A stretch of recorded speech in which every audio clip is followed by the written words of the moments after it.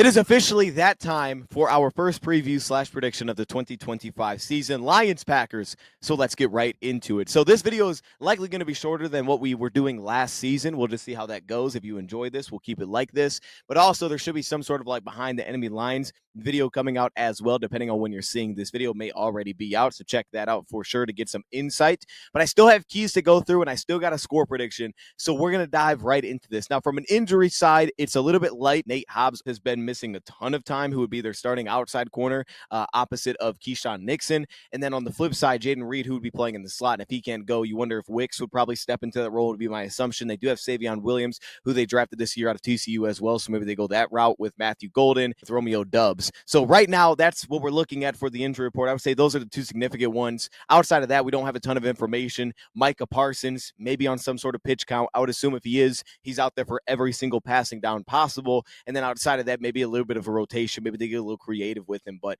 regardless, I assume he's going to play, even if it's some limited snaps. The Packers have the depth to do that, specifically at defensive end. So I don't think they'd have any problem focusing on using him on passing down specifically. We're talking about keys. We have to start off with the trenches first. And to me, that's where this game is ultimately going to start. The Lions defensive line and linebacker room against this Packers offensive line specifically. But the way I mentioned it is the front seven needs to play behind the line of scrimmage for the Lions. Last time we played the Packers, we were very banged up on the front seven. So Pat O'Connor, Mitchell Lagude, Quan Alexander. That's what the defensive front was looking like. Za'Darius Smith. We did have Aleem McNeil, which was great. At linebacker, we were a little bit limited, though Jack Campbell was playing. So we had a lot of different pieces playing in that front seven. It's going to be much different this time. But for the Packers, they have some tweaks as well, specifically Aaron Banks sliding into left guard. They're expecting, I would assume, to get more movement in the run game there. They still have Sean Ryan, who we had some success against, now going to the right guard position and then pushing Elton Jenkins to the center position where he played guard last year. Again, I thought we had success against Elton Jenkins as well, but that's where they are built. And for them specifically, it's going to start with the run game. Now, I do expect that Green Bay is going to come out aggressive and potentially try to get over the top against us. And Green Bay is one of those unique teams because of so many of their vertical schemes and route concepts that they run. A lot of teams end up playing a lot of match coverage against them. Lions having to play two deep safeties if they're not matching in coverage, because you have to protect from the deep shots because they will take them left and right. So I assume that's going to still be the case for Green Bay in this game from jump. But assuming we handle that pretty well, I believe it's going to settle into a run fest for the Packers, because for them, their utilization of the pony package, two backs in the backfield, and then utilizing a lot of gap scheme, pulling offensive linemen across, two pull looks, a lot of counter runs. Sometimes they go to the slam inside zone runs as well. They are still built through the run game, and they're built through leaning on Josh Jacobs specifically. And we did see the last time we played the Packers, they had a drive before half where they essentially ran the ball every play all the way down the field until one holding call had to throw. And they ultimately did end up scoring a touchdown on that drive, but much of it was just rushing the football. And I assume that's how this is going to play out as well. But again, up front, I think the Lions can take advantage of Sean Ryan at right guard. And specifically, I think they can take advantage of Elton Jenkins at center. I think that interior combo the Lions could have some success against. But you're also leaning on Tyler Williams to pick up a lot of slack for a guy like Aleem McNeil, who was really good last time we played the Packers, and he fits into that role really well for us. But also having a guy like Hutchinson back in for a guy like Mitchell Lagude specifically, and a Marcus Davenport on the end, that should give the Lions a lot of support specifically. Also, remember, Trevor Nowaski is playing a big role at this time. Now, Derek Barnes will kind of settle in back to that position. So the Lions on paper are in a much better spot to deal with the run. But I still believe, first and foremost, that's where it all starts. It all is that movement in the backfield. And for the Lions, for the linebacker position, they're going to take your eyes specifically. And if you can't shed blocks, they're going to seal you down, and they're going to make you deal with lead blocks consistently. You're going to have to fill into those lanes, and then it's going to open a ton of cutback lanes for Josh Jacobs. And he's not the guy that's going to break the 30-yard run, but he's going to get you 5, 6, 7 constantly if they create movement. So for the Lions up front, they have to find a way to live behind the line of scrimmage, create some negatives, draw some holding calls. They're very capable of doing it, and DJ Reader, of course, will be a central focus of that as well. That's the first key for me, is how the Lions play behind the line of scrimmage. The second key, let's flip it to the opposite side of the ball, and this stems from, of course, what you do on first and second down, but it's ultimately the Lions have to have answers on third down offensively, meaning that last time we played Green Bay, and usually when we play Green Bay, they do a nice job on third down of using a lot of inverted cover twos and inverted Tampa 2 looks on third down when you know you have to pass, and it tends to give the Lions some real problems. That's typically what it does for us in the past, because they'll show cover 3, which they like to run, but if it's long enough, they'll start to invert out of it, and they're moving around that secondary. And again, while people may discredit some of the personnel they have in the back end, like, oh, that's not great, right? Carrington Valentine will probably start in this game, which to me, the advantage there will be running towards him, not just handoffs, but also throwing the ball out his way and making him miss and making those DBs tackle. Because I think outside of Javon Bullard, they're not elite at tackling within the back end. So I would attack it that way. But specifically, they are always sound in the back end. We know they have a great safety tandem, especially when Evan Williams is available with McKinney and putting Bullard in the slot. They are super sound and are very versatile in what they can do in the back end. So in those spots, now you also throw Micah Parsons into the mix. They expect to get much quicker pressure than what they got last time they played us consistently. Now, again, Taylor Decker wasn't playing that game. Dan Skipper was, so that should help a little bit. I also believe Penei Sewell needs to play better than he did against Green Bay. Mainly, that's based on high expectations, but we ran behind Penei Sewell. Look, we leaned behind that right side of the offensive line with Dan Skipper in. We leaned behind it. We had Mahogany at right guard. We ran a lot of stretch run plays that way. I think this game with having both tackles available will allow us to kind of space it out, be a little more balanced to each side, create threats on both sides of the line of scrimmage rather than just one side or the other and leaning heavily that way. But I think Sewell needs to be better in this one. But Kingsley Enagbare gave him some problems off the edge. Of course, now you're going to see Rashawn Gary and Micah Parsons. So he needs to be better to me in this one. I'm pretty optimistic with how Taylor Decker is going to handle business. Now they have some interior pass rushing presence. But ultimately, on third down, the Lions have to, one, have better answers. Last time they played Green Bay, the ability to run the ball on third down was always effective because they would lighten up the box a bit. Two deep safeties, you can run out of that. You can kind of take away the disguise. Or also quick passes, quick screens, things that get the ball out of your hands fast, allow your receivers to block and take advantage of if they're not going to tackle as well on the outside. Now, that didn't always work. We saw Bullard make a fantastic play on Gibbs when he swung it out to him on a swing screen. But ultimately, I think that has to kind of come to the forefront for the Lions, or just have better concepts that are anticipating you're going to get those kind of looks with the same defensive coordinator. However, the first and second down lead up to it is the key, because on first, second down, if you're not successful, you're going to get to those spots. So on first and second down, that's where I expect, one, the Lions will be looking to throw the ball first and second down because they're going to want to simplify those coverage looks. They're going to want much less disguise they have to deal with. Oh, here comes the two deep look. Now nothing's open. They're not going to want to deal with that. So they're going to try to throw on first, second down. Fast motion for the Lions, for a team that Green Bay will play a lot of zone coverage. Fast motion is critical. The Lions can overload zone spacing. They did that last year as well and found some real success with condensed splits, fast motion with tight ends, getting 3 to 1 side and really leaning into that specifically. And then also heavy personnel. This is something the Lions did a lot last year, but 12 personnel, 13 personnel. My biggest tweak that I think we could see this season from everything we've heard all offseason is instead of 12 personnel, 21 personnel. If the Packers want to match it the same with 3 backers and the Lions kind of win at Trent McDuffie because Cooper's great and Quay Walker's I think he's very solid. Now you can go at him a little bit in coverage, but he's so long in range. He's kind of tough. It's more so for a guy like McDuffie, who the Lions win at in the run game and the passing game. Well, if that is the case, then for the Lions specifically, 21 personnel could be a good way to do that, because instead of having to use 2 tight ends, you could just use 2 backs, and you could potentially still get the same result and now have potentially better passing threats when you put Laporte out there and Montgomery versus a guy, or even a Sione Vaki if he does end up playing this week.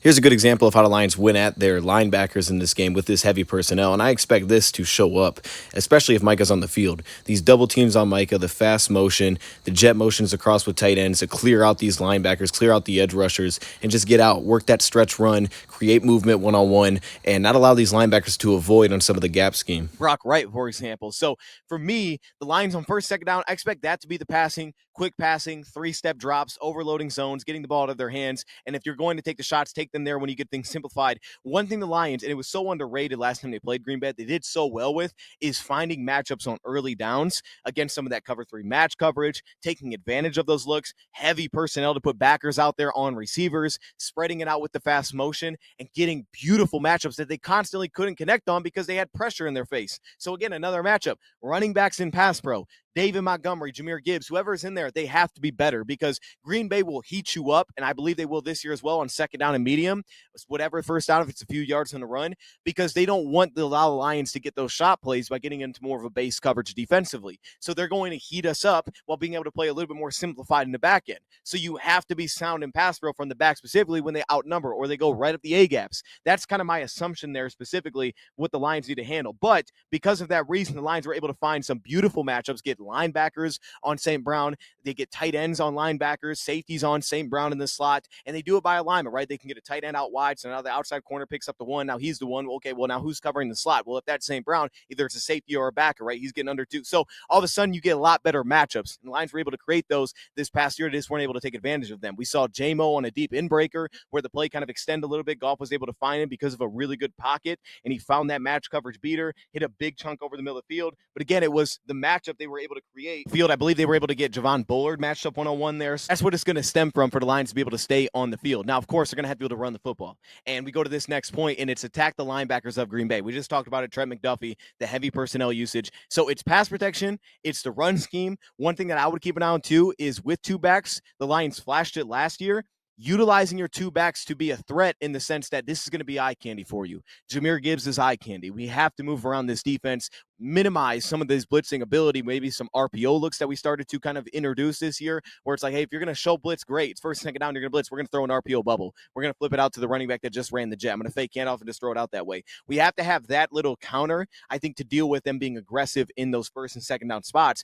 But also, I think the eye candy has to be utilized, because one thing I think you can do against Green Bay is lateral movement. Now, Cooper is a handful because he's so athletic that even if he takes a misstep, he can still make the play.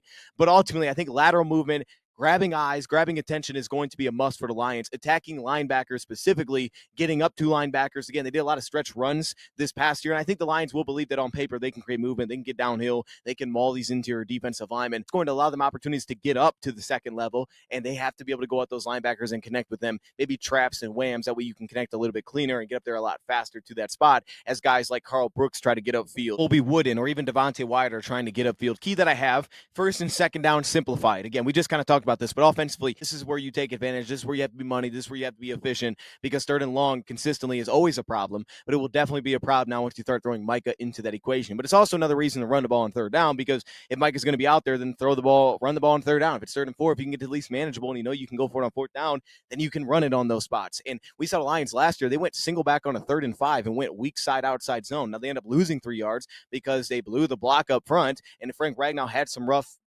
patches against Green Bay last time. I'm not saying Graham Glasgow is better than Frank, but Graham Glasgow could have a better performance. That's very possible, but they're very athletic up front. So from the interior perspective, if you're going to run all these stretch and outside zone runs, which the Lions lean into heavily, I love the fast motion. I love getting tight ends out there to go kick out those edge rushers and double team Micah and things like that. But from the inside, you have to be athletic.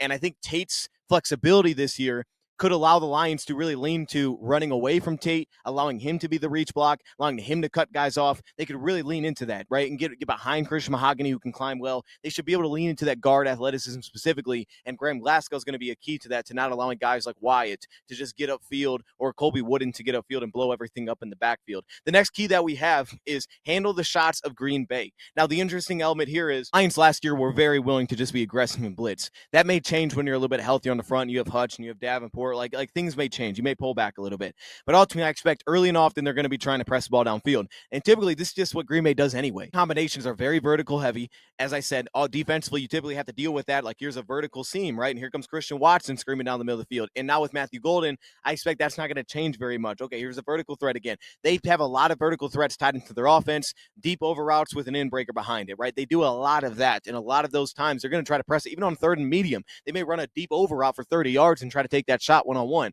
because Lions are willing to play one-on-one, I expect they're going to try to just get a couple big plays downfield, say that, hey, they're going to get DPI if we get enough of these looks early.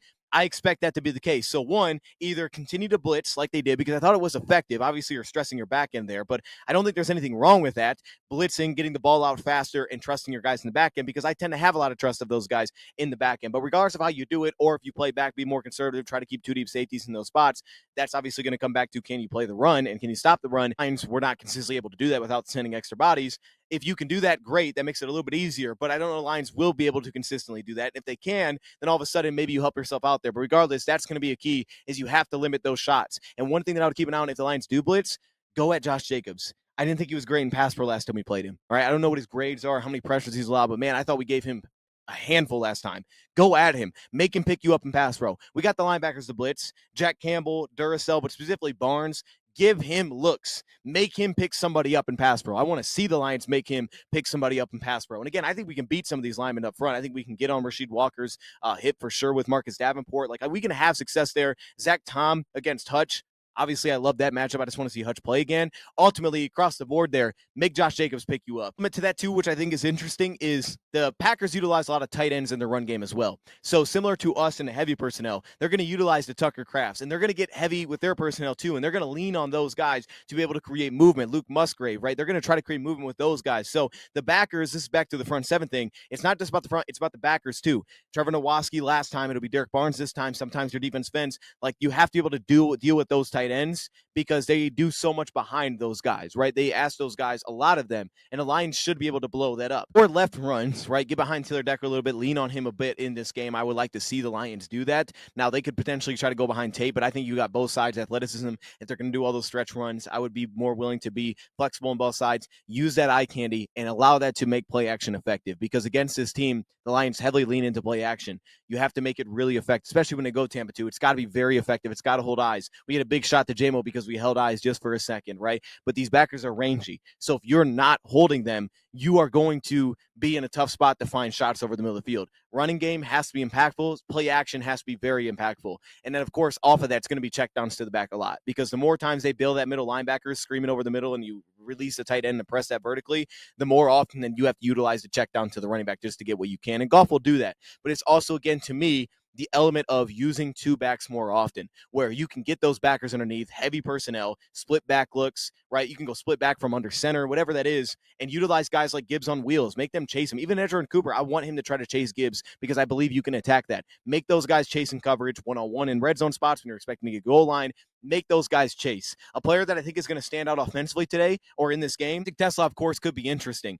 But for me, I'm going to go Sam Laporta. One thing that I think is so key about this is red zone Sam Laporta is going to be awesome. Because one, you can get him the ball in his hands and let him do work after the catch, which a blitzing team, you can put him in line, you can allow him to do that. But specifically, he's going to get safety matchups because they play a lot of quarters in the red zone. So you're going to be able to find those middle field attacks, and there are going to be a lot of tight window throws. And Goff had built that trust with him last year to put it in just his catch radius, and he'll go make a play. Laporta, I think, is going to be fed in this game anytime we get inside the 25. So I think Laporta is going to have a big game. I think he's going to get a touchdown in this game. I would also say without Tim Patrick, look for JMO and to see how much growth there's really been there. Because for JMO, it's not as much about like, can he just get open?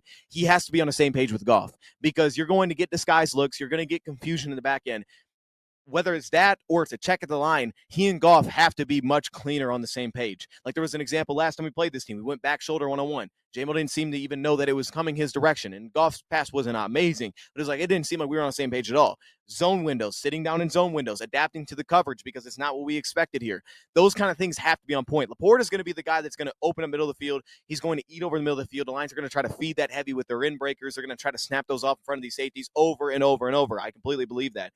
But JMO's connection with Goff is going to be important because there is no more Tim Patrick. And Tim Patrick had that veteran understanding to do that. You don't have that anymore. So JMO needs to pick that up. St. Brown's going to be St. Brown, but JMO needs to pick up that slack this week. Obviously, Tesla can give you help in some spots, maybe red zone one-on-one, just go up on one of these, one of these cornerbacks potentially, even though they got some length to him.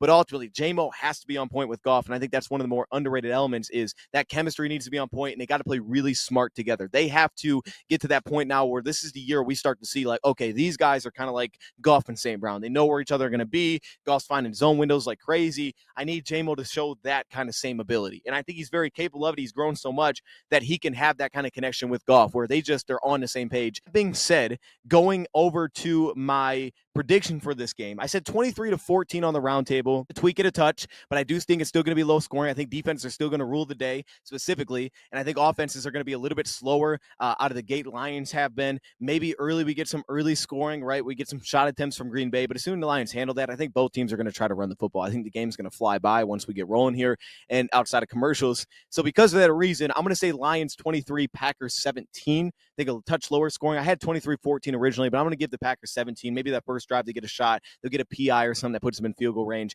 and then the Lions in the red zone have to be on point. And they were pretty good last time. I mean, the key in red zone is, of course, Jordan Love's scramble, so you have to deal with that. You're not expecting him to, but he will. And the Lions did a lot of good, like, passing off coverage in the red zone. Safeties and cornerbacks were on the same page. We had an interception in zone that was called back because of a Terry on PI in the end zone that I don't think was, but that was picked up by Carlton. They handled it well, but the key in those spots is going to be they're going to spread you out. They're going to make you match up in coverage from the high red zone. So Jordan Love will take off. So all of that defensive line, gap integrity, pass rush lane integrity that we saw in the preseason must show up in this game as well, specifically when they're backed up behind the chains or when they get the high red zone, they're trying to get over top.